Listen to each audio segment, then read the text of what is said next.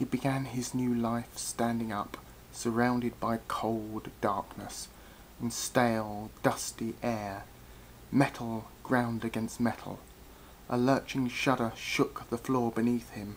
He fell down at the sudden movement and shuffled backwards on his hands and feet, drops of sweat beading on his forehead despite the cool air.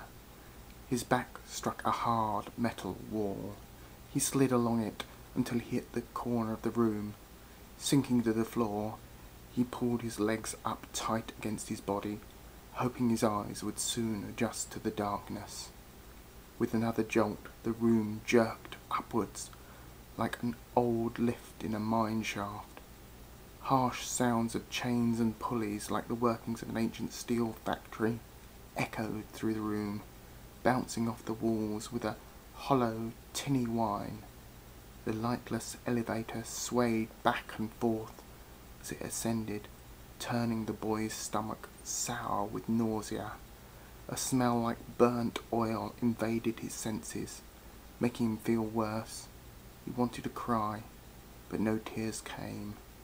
He could only sit there, alone, waiting. "My name is Thomas," he thought.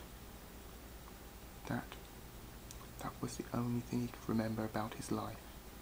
He didn't understand how this was possible. His mind functioned without flaw, trying to calculate his surroundings and predicament. Knowledge flooded his thoughts, facts and images, memories and details of the world and how it works. He pictured snow on trees, running down a leaf-strewn road, eating a hamburger, the moon casting a pale glow on a grassy meadow, swimming in a lake, a busy city square with hundreds of people bustling about their business. And yet, he didn't know where he came from, or how he'd gotten inside the dark lift, or who his parents were. He didn't even know his last name. Images of people flashed across his mind, but there was no recognition, their faces replaced with the haunted smears of colour. He couldn't think of one person he knew, or recall a single conversation. The room continued its ascent, swaying. Thomas grew immune to the ceaseless rattling of the chains that pulled him upward. A long time passed.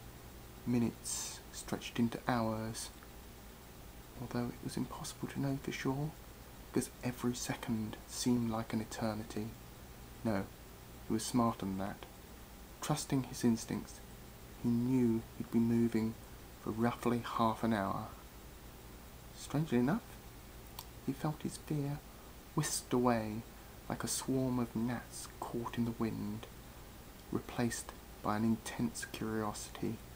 He wanted to know where he was and what was happening.